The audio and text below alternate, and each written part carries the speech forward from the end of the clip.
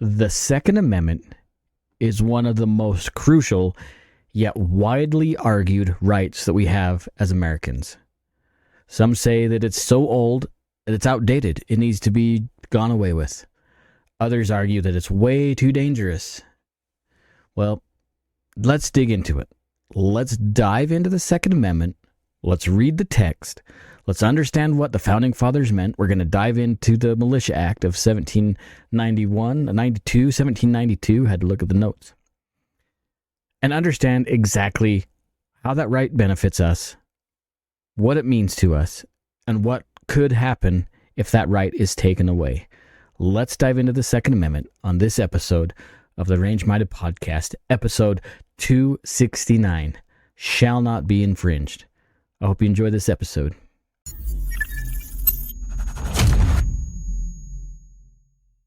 The text of the Second Amendment reads as follows, quote, "A well-regulated militia, being necessary to the security of a free state, the right of the people to keep and bear arms shall not be infringed."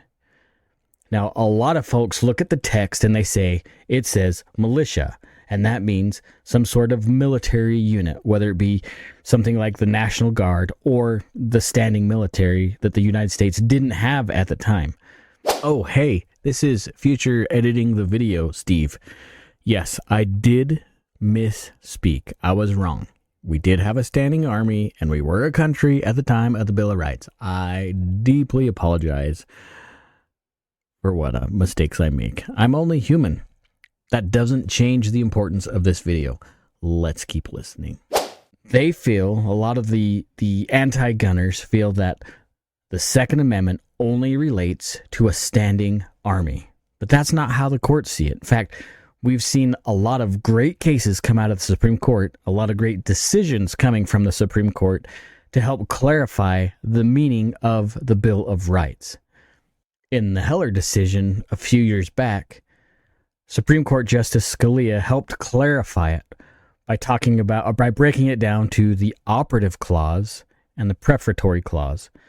The prefatory clause defines a well-regulated militia being necessary to the security of the free state.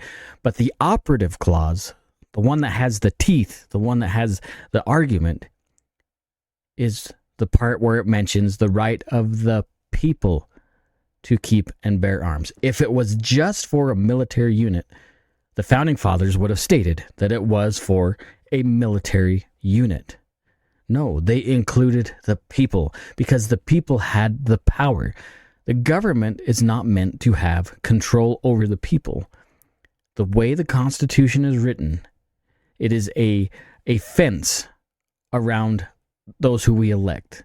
It is to keep the freedom of the people and not the power to the government.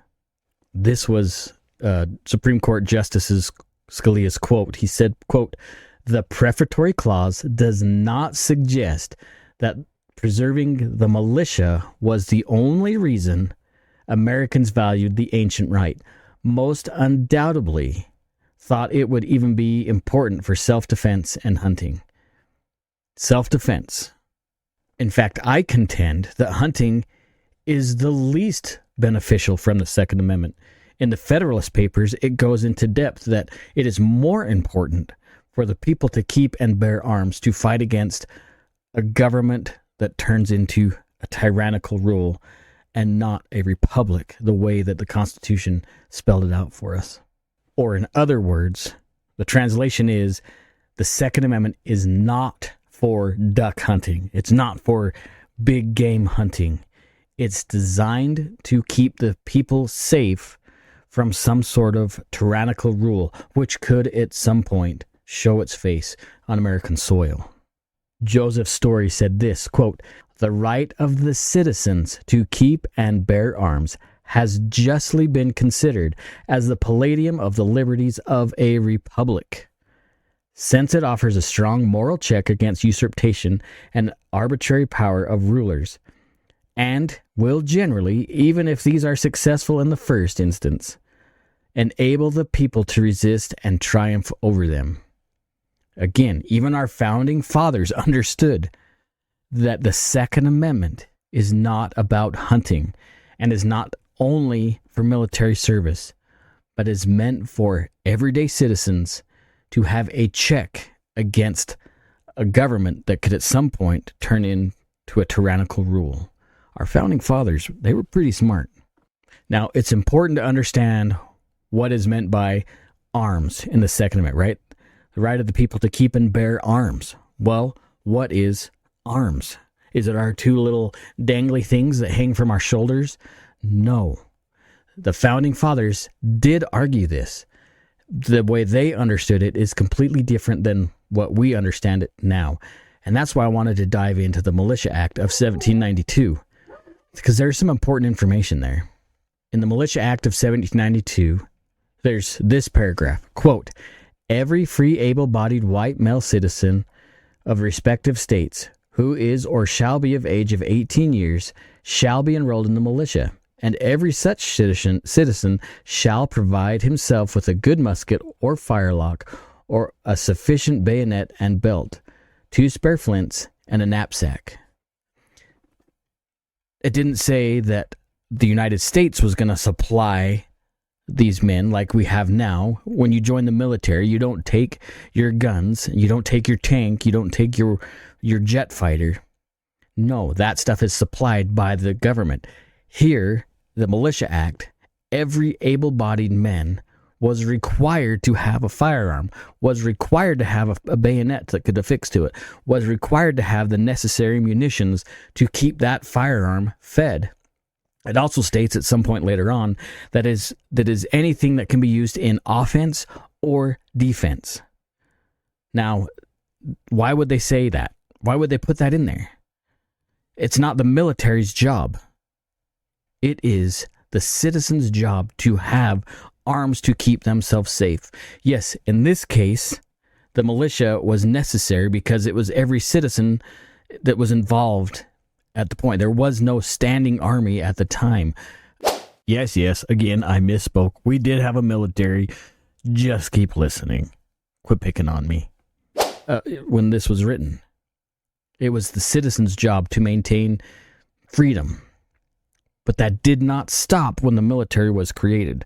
That carried forth. That amendment still is as alive today as it was written way back when our founding fathers felt it necessary to write it down on paper. And now let's take away some other stuff from what's written in the Militia Act. Okay? This was not a gun that was meant for hunting. It was a military-grade rifle. Well, at that time it was a musket. They were military-grade weapons that every citizen could purchase for themselves and keep in their homes over their fireplace if they needed. Okay, and they had the same or equivalent to whatever the military had at the time as well. Okay, that they had the same equipment. It was also a law that every male citizen have one of these arms. They had to have them by law. It was necessary. It was necessary for the security of a free state. And again, the military expected every male citizen to have the same capability as any soldier in the army. Highly necessary. Now, to those who say, well, the Second Amendment only reflects that which what the founders had at their time. It only counts for muskets. Well, that is a stupid argument to begin with.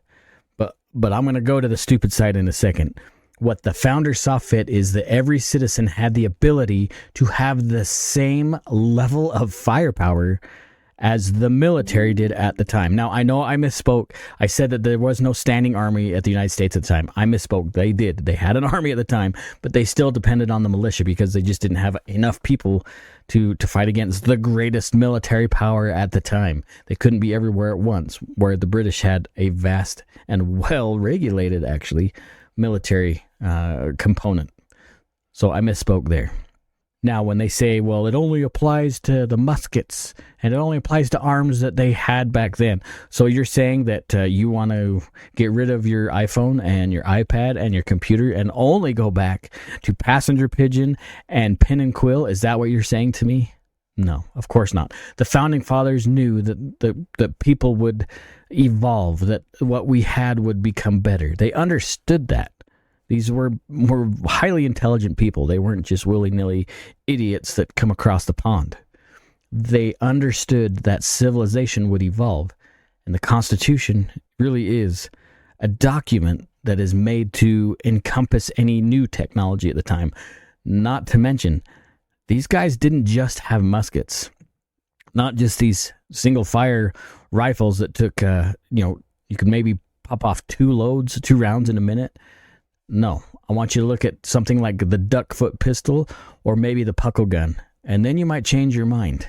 Also, there was air rifles that had 23 rounds, 25 rounds capable.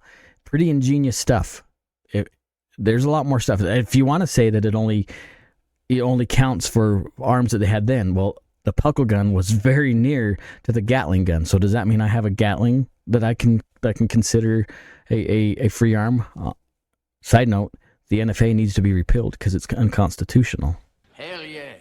Another thinking man of the time said this in a debate of the Militia Act in 1790. His name is Roger Sherman. He said this: conceived it to be the privilege of every citizen and one of his most essential rights to bear arms, and to resist every attack upon his liberty or property by whomsoever made. The particular states, like private citizens, have the right to be armed, and to defend by force of arms their rights when invaded. Again, Mr. Sherman stated this, that it has nothing to do with the states or a military. The citizens have the exact same rights and privileges as the states do. Meaning, if a home gets invaded, you have the right to defend your person and your property, just as a state would have its right to defend against an invading force. Kind of like the southern border. Damn! So why the hell does all this matter? What is the point of the Second Amendment? How does this benefit us now today? So I've come up with 5 things that I think are essential, or points that are positive that we have the Second Amendment, why it is so essential for us today. So let's dive into those points one by one. Number 1, it protects us against tyrannical rule. It's easy to look back in history and see that governments left by their own nature and their own will always turn towards tyranny. It has happened in every civilization. Look at Nazi Germany. Look at Venezuela when they took away the Second Amendment, or other countries when those rights were reduced. They always fell into some sort of tyrannical rule and pushing down the citizens in every way, because there was no check against military or political violence perpetrated by the government. Thomas Jefferson said this: when government fears the people, there is liberty. When people fear the government, there is tyranny. How true is that statement? We see examples of that now in modernity, that yes, that exists and has existed, and honestly, left to its own design, government will always lean towards tyranny without being checked. If there's nothing to stop the tyrannical leanings of a government, they're going to push that way. George Mason, another founding father, said this: to disarm the people is the most effectual way to enslave them. It's true. Again, we see these examples. Venezuela, recently, Venezuela taking away the rights of the people to defend themselves, taking all the guns away. What happens? It turns violent and it turns tyrannical. Nazi Germany, the same thing. They took away the guns for their safety, and then all of a sudden what happens? Yeah, socialism and statism comes in and destroys the rights of those people. Number 2 on the list of why the Second Amendment is still relevant and important to us now is self-defense. The Second Amendment grants you the right, the God-given right, to be able to, actually it doesn't grant you rights, it ensures the right that God has already given you for self-defense. The Supreme Court ruled back in, let me look when this is, Castle Rock versus Gonzalez in 2005, that the police have no obligation to save you. They have no obligation to respond. Now, luckily, we do have men and women in blue that are willing to show up and help, sometimes a little too much, granted. But they have no right. There's no obligation, there's no obligation for police to protect you. The Second Amendment allows you, a citizen in a republic, to keep and bear arms to use in self-defense, to defend yourself, your property, or your loved ones, or others. That exists because of the Second Amendment. So the third reason why the Second Amendment is so important for us today is it defends all of our other rights. Even though it's the second on the list, it protects our First Amendment. We can assemble, we can petition the government, we can worship how we may. It protects us from unlawful searches and seizures. It really fortifies all the other rights declared in the Bill of Rights. It's so essential for each one of us to understand this. Even though it's number 2, it defends all of those rights granted to us in the Bill of Rights. Number 4 on the list of why we need it, or why it's so important, is it deters threats from an invading force.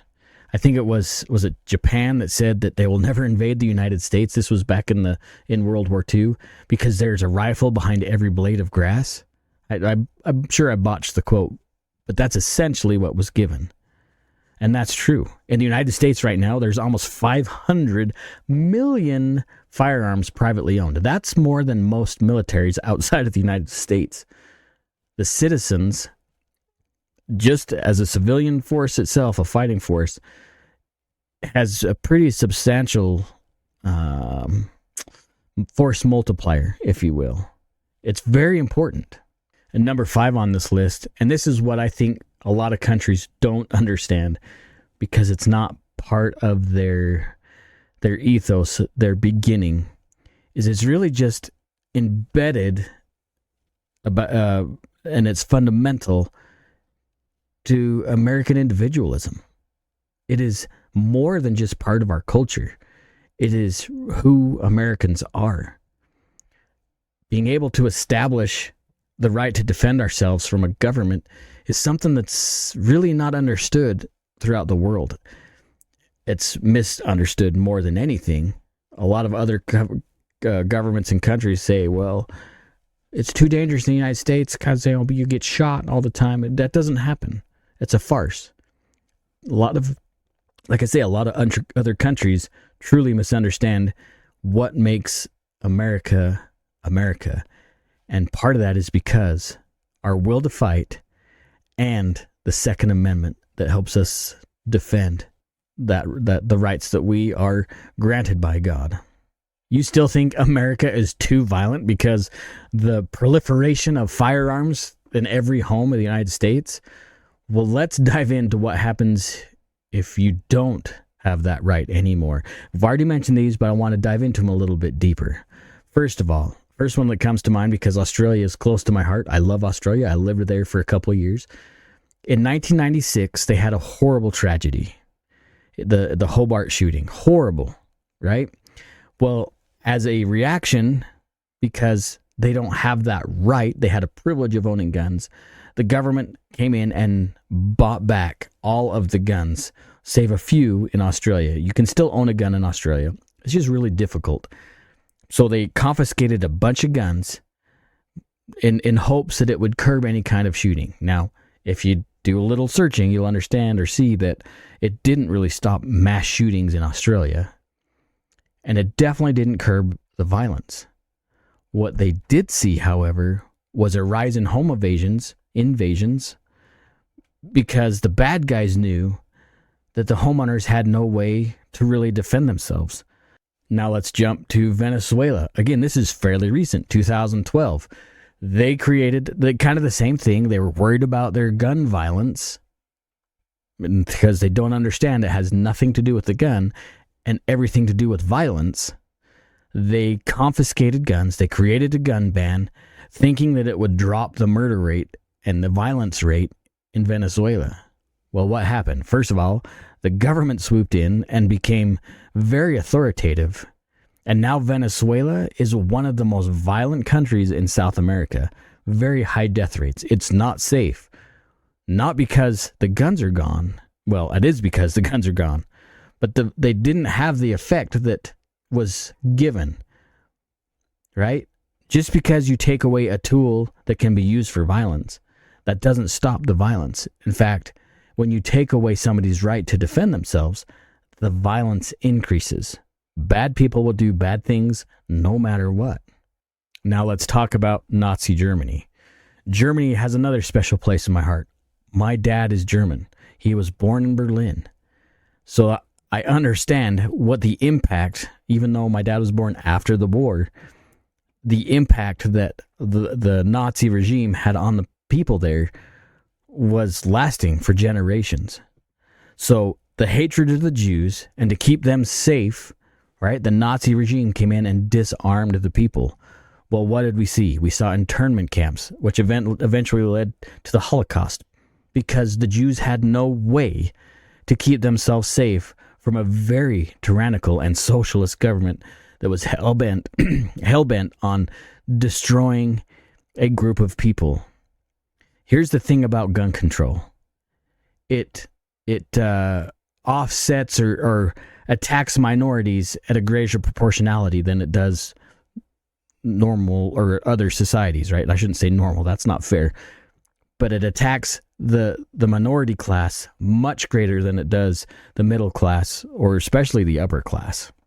So out of those three examples, we see that there's a pattern, and it's a very clear pattern, that when you disarm a populace, they're easier to control, they're easier to manipulate, and it always leads to some level of violence because the government has no check against it. The people cannot say, nope, we're not doing that, because the government has all the guns, and the people are left disarmed and helpless.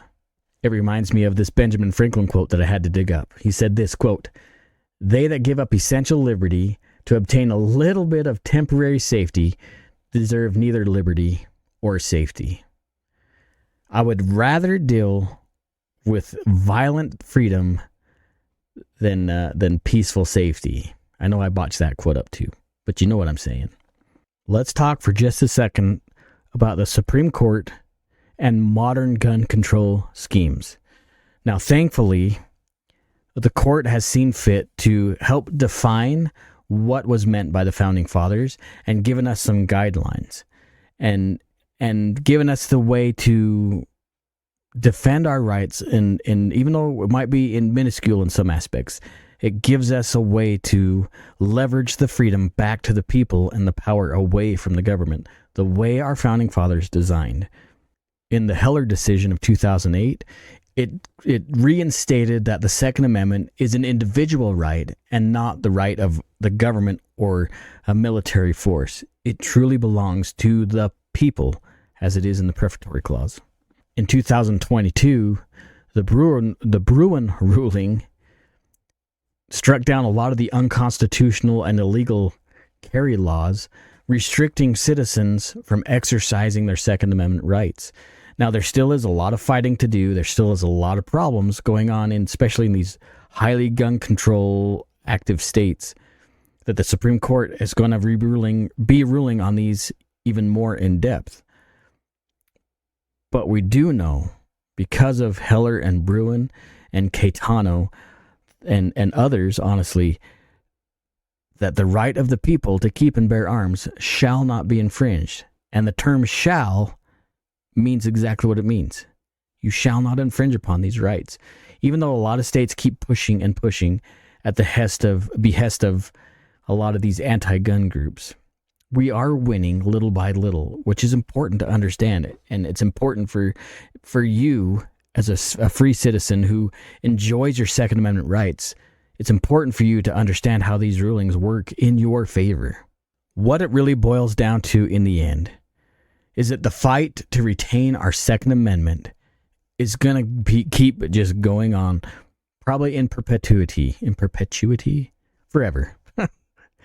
It's going to be a never-ending fight.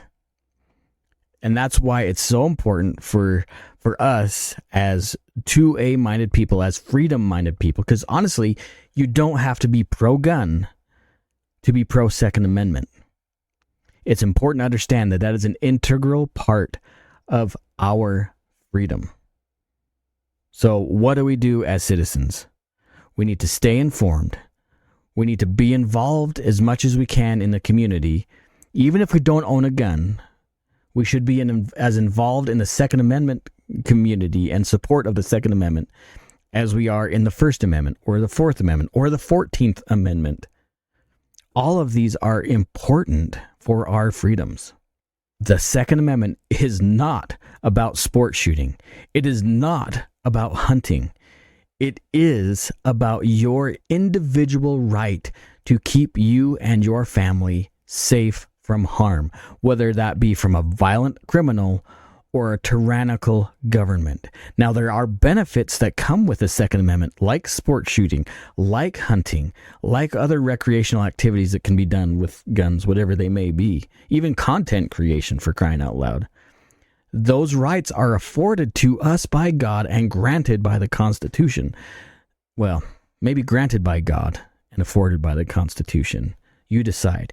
Either way, the government has no right, no ability, no control over that right, even though they consistently try to take that away from you. That should be a huge red flag for you when you see how much a government is willing to take away your rights that they did not give you. They're not privileges, they are rights. Governments give privileges, God gives rights. So again, stay involved, be vigorously involved, invite others into the 2A family, because it really is a family.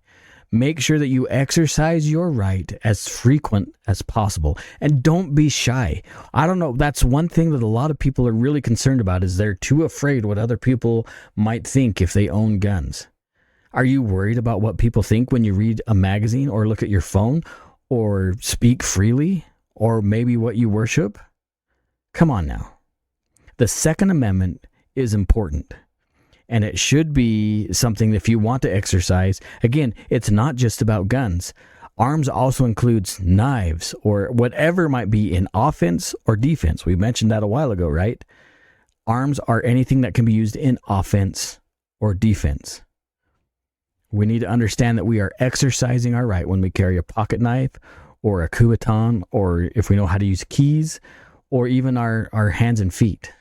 It's important for us to understand that right and what is afforded to us within that right. Anyway, that's my dive into the Second Amendment. I appreciate you guys hanging around and listen to me lecture about it. If you liked this content, please, the easiest way to support the channel, in the freest way to support this channel, is just by liking and sharing it with others. If you feel like giving some monetary support to the channel, which honestly would be greatly appreciated, you can jump to the website, rangemindedpodcast.com. There you can buy patches. There's also a link to the Patreon there, I think, on the website. There should be. If not, I'll link it in a link tree somewhere on the comments section somewhere. I greatly appreciate it. Hopefully you guys understand how important the Second Amendment is to me. I have a passion about it that I just enjoy sharing. That's why I do these podcasts. That's why I teach firearms classes, because I love the Second Amendment. I don't hate the other ones. I think they're all important. But the Second Amendment, like we mentioned earlier, protects all the others. And hopefully you guys see that and understand that. Anyways, you guys have an awesome day, afternoon, evening, whatever it is when you're watching this. Maybe you're watching it on the toilet, trying to avoid work. I don't know. It doesn't really matter to me. Whatever you do, do it safely.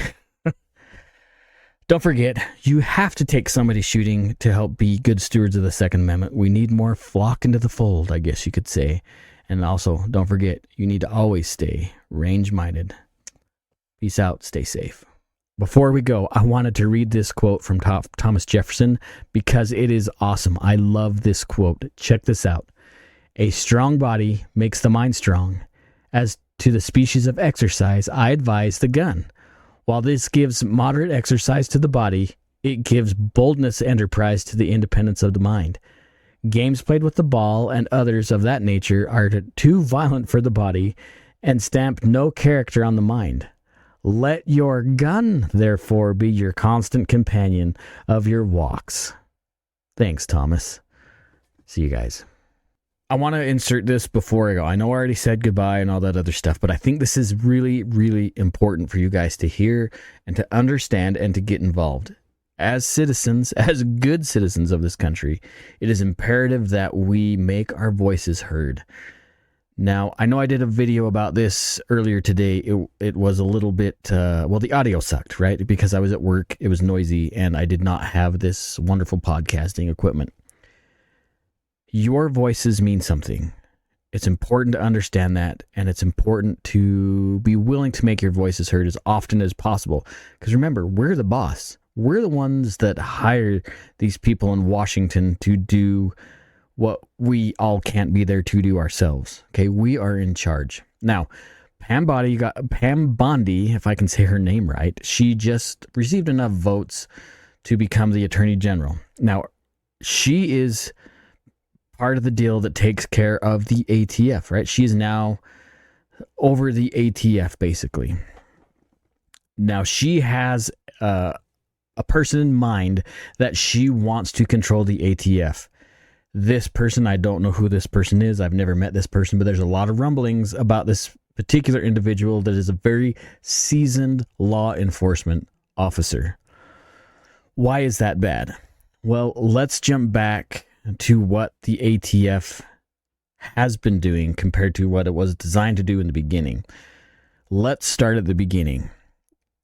The ATF was originally designed to impose a tax on a right to restrict people from buying machine guns, short-barreled rifles, short-barreled shotguns, that kind of thing. It was designed to be an imposition on a right, which is already, I think, BS, right? It went from a group that was supposed to enforce taxes to a group that was enforcing law under the Department of Justice, under the protection, if you will, of the Attorney General. This is a bad thing. This is a bad thing to have your rights regulated by a bureaucracy and not by Congress. Congress makes laws, not the ATF. We've discussed this ad nauseum in many, many other episodes.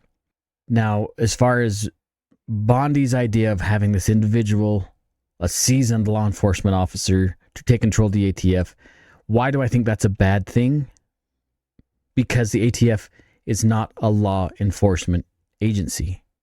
That's not what the original intent was of this bureaucracy, of this group of people, right? That's not the purpose. We have seen what happens when we have law enforcement professionals take control of the ATF. We've seen generations of issues. Now, I live in Idaho. One of the most proliferous and disgusting examples of what the ATF does when it overreaches its bounds is Ruby Ridge, right? That was awful, absolutely awful. People lost their lives because a rogue agency imposed its will on a free society.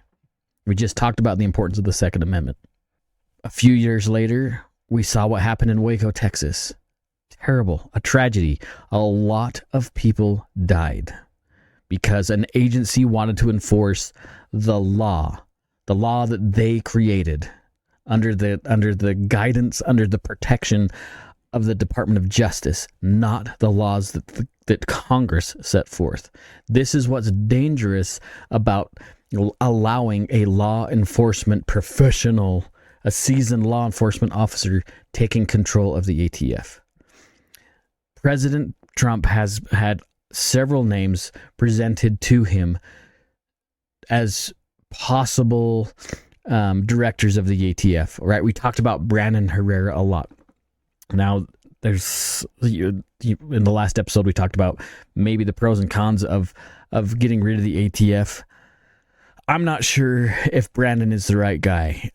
He's got a lot of experience inside the firearms community. He's an FFL holder. He's got his SOT with special operators tax. He can build firearms. He can build suppressors.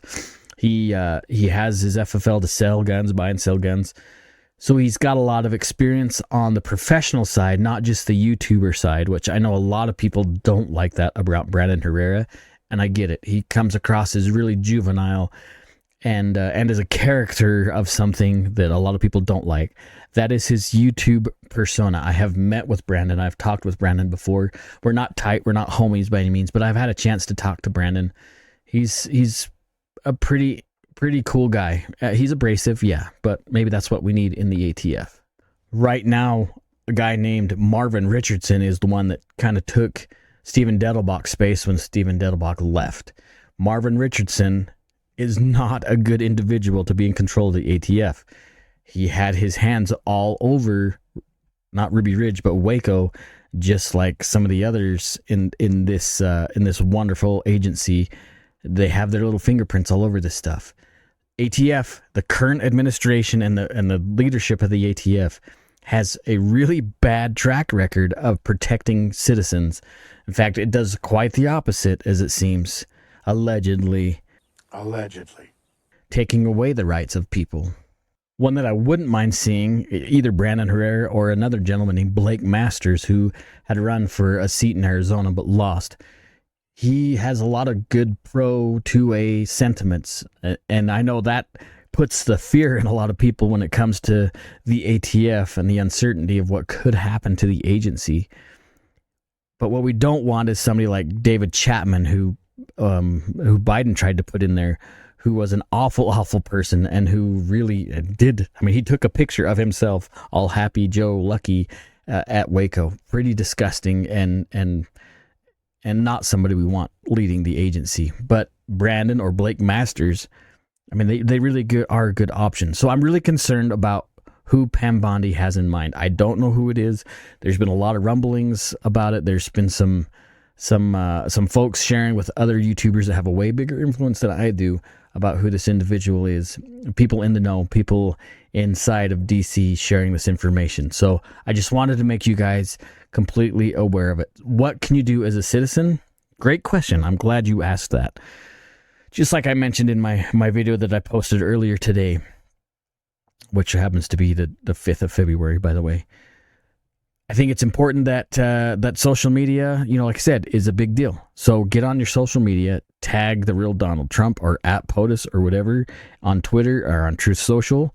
Same thing with JD Vance. Tag him at JD Vance or at VP or whatever his, I don't know what the other Twitter handle is, and Pam Bondi, which is at Pam Bondi if you're on X. Make your voices heard. President Trump made a promise to gun owners. We need to make sure that we hold his feet to the fire and he keeps that promise. This is a big deal. We don't want the same as normal thing going on at the ATF. We're tired of that. There are unconstitutional laws that had taken effect all the way back, starting in the 30s with the NFA, and then the AFA or whatever, NFA, whatever. You know what I'm talking about. Yeah, that was a Biden moment. Oh, the thing. It's important that we get rid of this stuff. Let's get short-barreled rifles off the naughty list. Let's get suppressors off the naughty list. Let's restore the rights that our founding fathers saw necessary in the Second Amendment back to the people where it belongs. If Congress wants to make laws, that's how things must happen. Not an arbitrary agency that enforces its will or the will of whoever the acting director, like Attorney General, maybe, whatever will that person imposes on it. Another big red flag that I have with Pam Bondi is just that.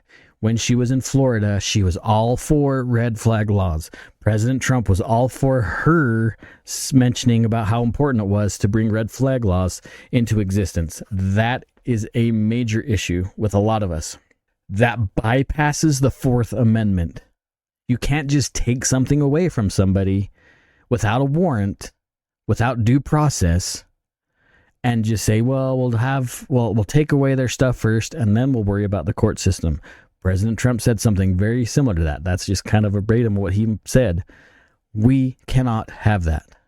President Trump, or anybody that in his staff that might actually, by some weird way, see this video, keep your promise.